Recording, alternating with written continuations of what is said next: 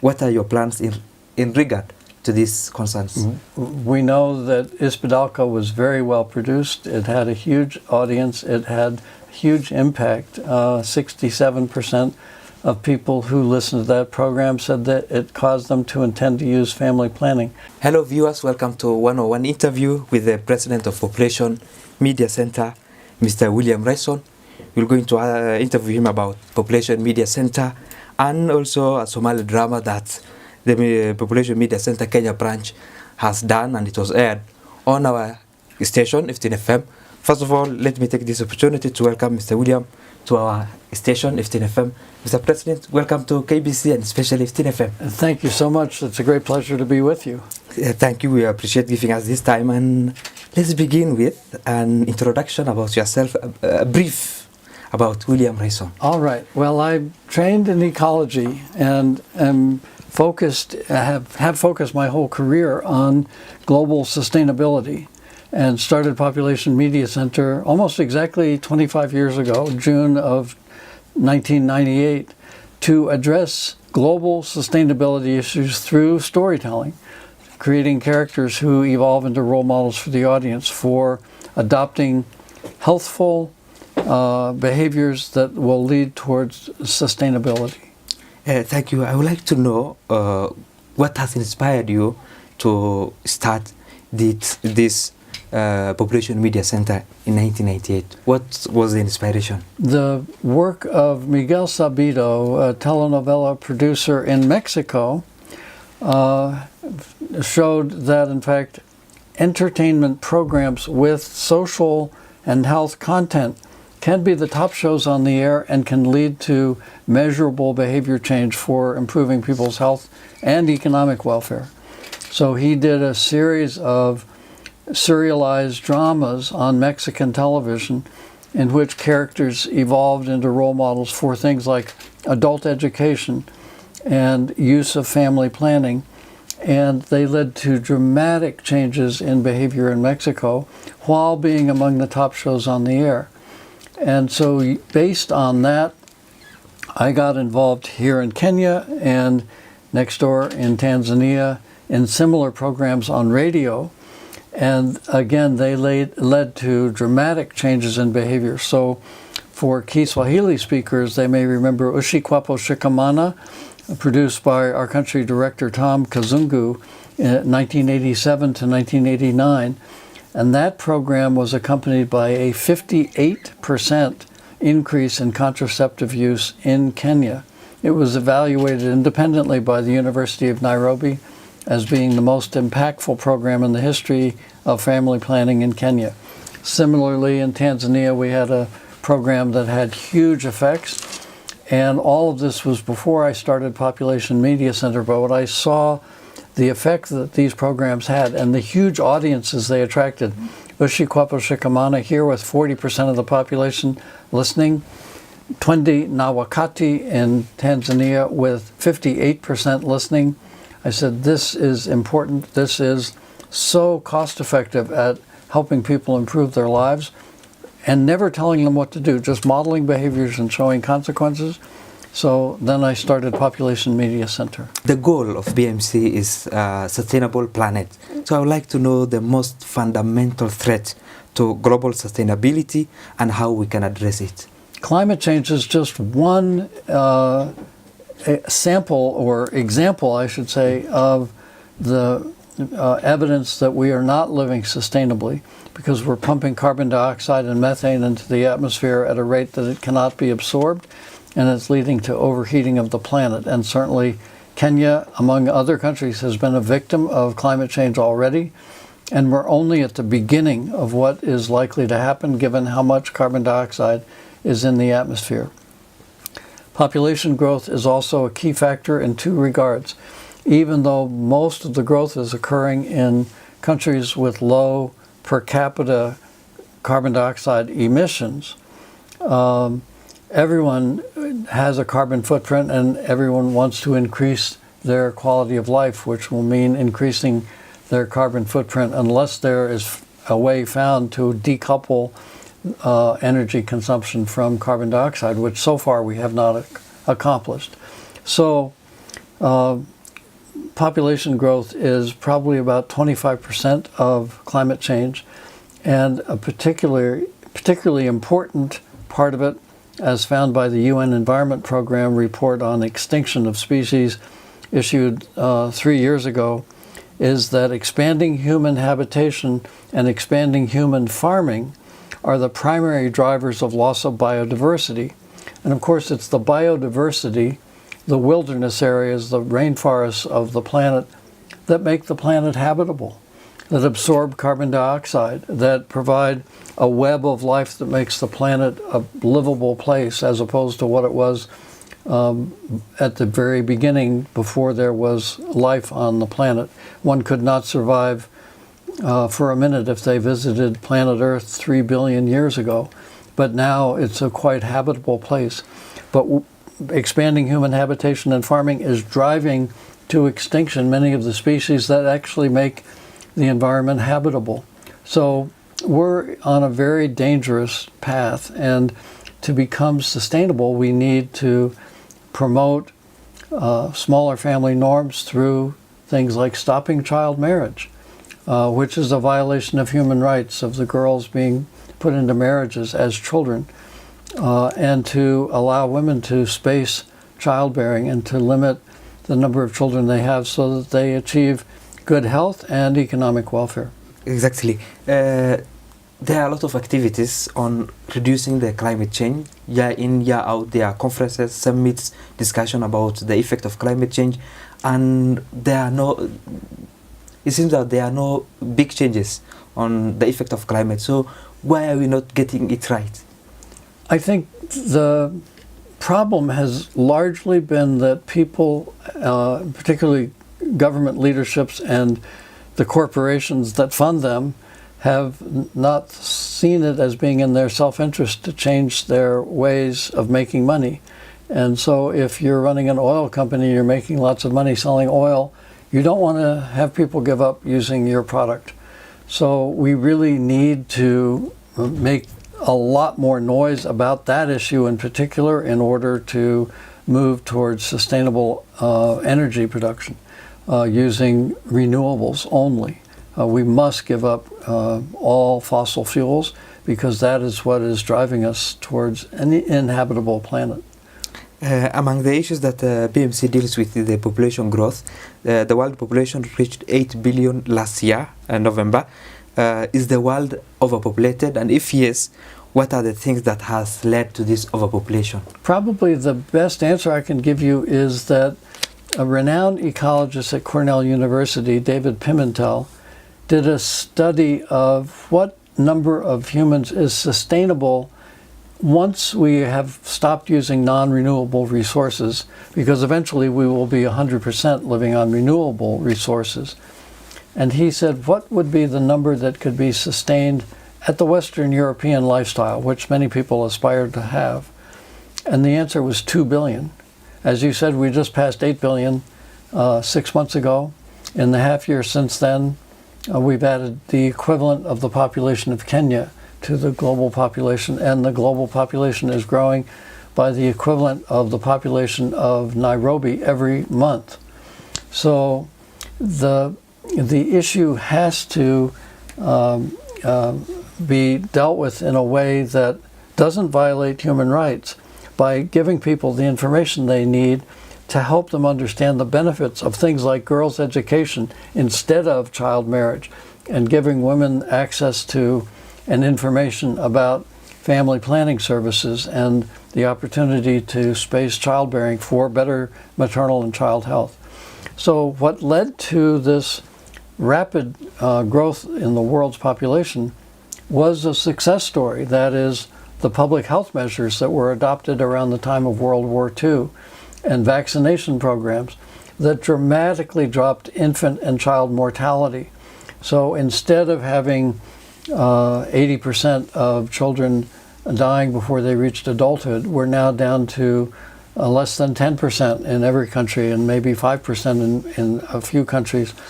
So most children who are born survive to adulthood now, and that change in infant and child mortality led to rapid growth in the world's population.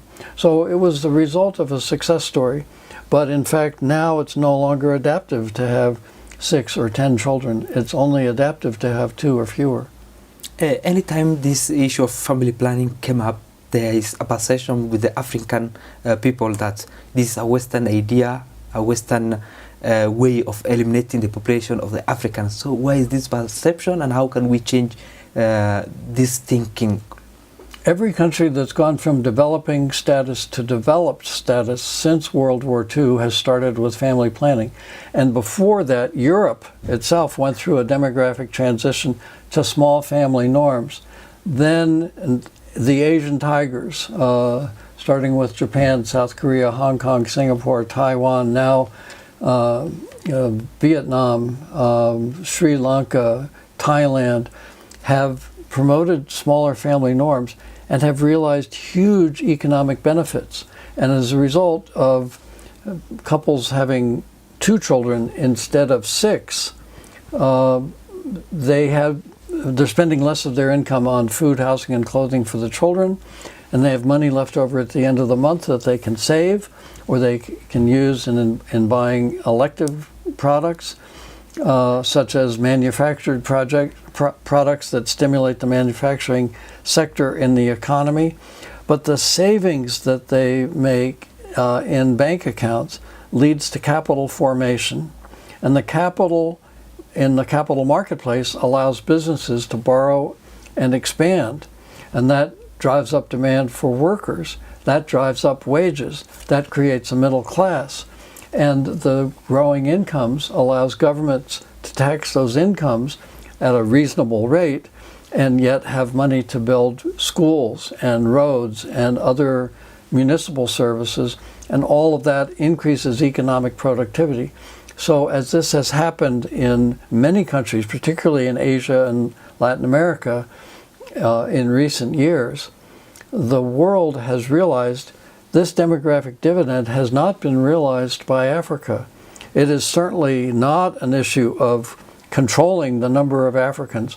In fact, many countries of the world have reached a plateau, but many people in countries like Nigeria are mired in poverty because they're still having 5 children. In Niger, they're having over 7 children per couple in a country that is running out of water.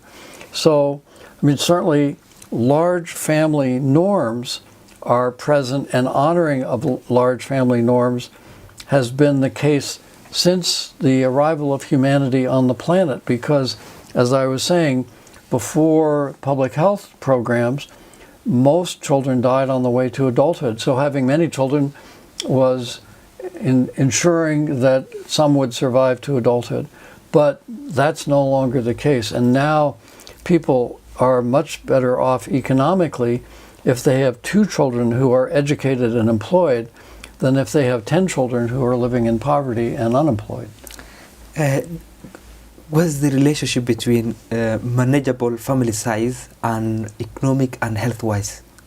Well, certainly, as I was saying, the demographic dividend, the economic growth that occurs as a result of smaller family size, has been a major driver of economic development around the world, and it's only just beginning to happen in Africa. So that's a key issue for Africa. Does it want to lead a lifestyle that is more middle class, that has people not mired in poverty, that has everyone having opportunity to be educated and to be employed? And health is also a key factor. So when a woman starts having children before she is physically mature, and we see this with child marriage in many countries where children are girls are put into marriages sometimes at 12, 13, 14 years old, and they're having babies before they're ready to physically, not to mention emotionally and financially. What happens often is obstructed labor, and that, if it goes on long enough, can kill enough tissue that a woman ends up incontinent. This problem of obstetric fistula is something that is very commonly found in places like northern Nigeria, where child marriage is so common. So use of contraception is one of the keys to improving maternal health.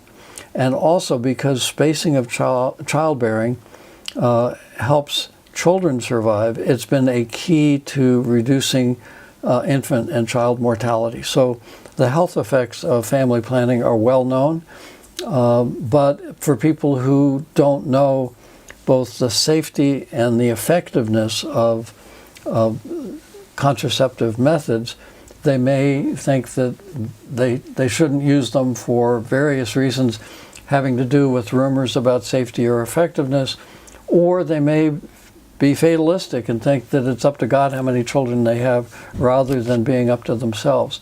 So giving people the agency to make those decisions themselves on an educated basis, understanding what's in their own health and economic welfare interest is critically important.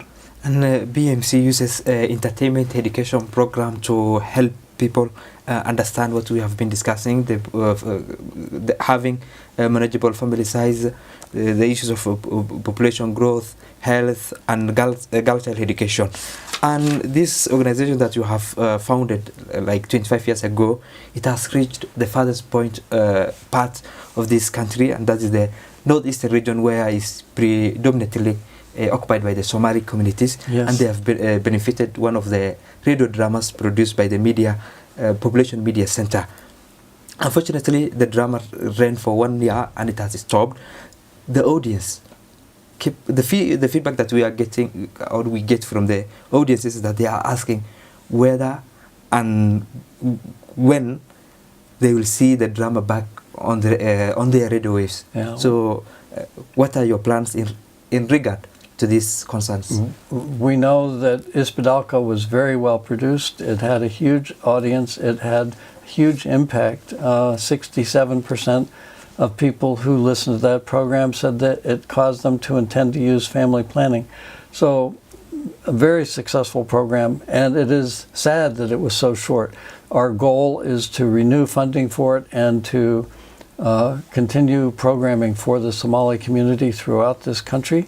And indeed, the reason for this visit to Nairobi is to talk to the donor community that enabled us to do that program, to seek renewed support to make it possible. Apart from the 4 major topics the drama addresses, the FGM, family planning, nutrition, and SGBV, there are other issues that are affecting the people in the northeastern region.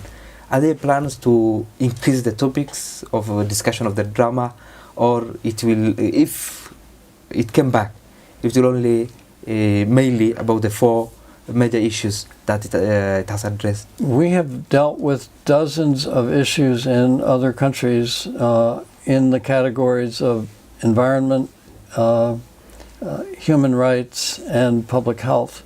And we know there are dozens of issues in the Somali community to be addressed. So our goal is to address multiple issues over time with program after program. Specifically what the issues will be for the next program, I do not know. This is partly a discussion with the government of what are the priorities, and partly a discussion with the donor community about what are their priorities. But certainly the goal is to address issues of concern to the people in the Somali community. Although, as you have said, it's mainly depend on funding from donors, how soon can we expect the drama back on the radio? The answer, I'm afraid, is that's a cliffhanger. So we have to see how the donors respond. We have not had all the meetings that we need to have for this trip yet, but at the end of the trip, ask me that question again. But in the meantime, I'm optimistic that we'll find support. And one of the reasons I'm optimistic is over and over again, including this program you were talking about, we've had huge audiences and huge effects, and the audience often writes in saying, please continue the program. So my hope is that the donor community will respond well. Your parting shots, your words to our listeners, especially the audience of the drama, and by extension, the Somali community. What is your word of advice or your parting shot? I think it is really useful for Population Media Center Kenya to hear from people about what their concerns are, and to have people send letters or text messages about what they'd like to see addressed, whether it's the issues we've talked about or other issues that are of concern to them, because our goal is to serve the community with stories that illustrate healthful behaviors related to each of the issues of concern to the public. So if malaria is a concern, please let us know that. If violence against women and girls is a concern, please let us know that. We really need input from the community as to what they want to see addressed.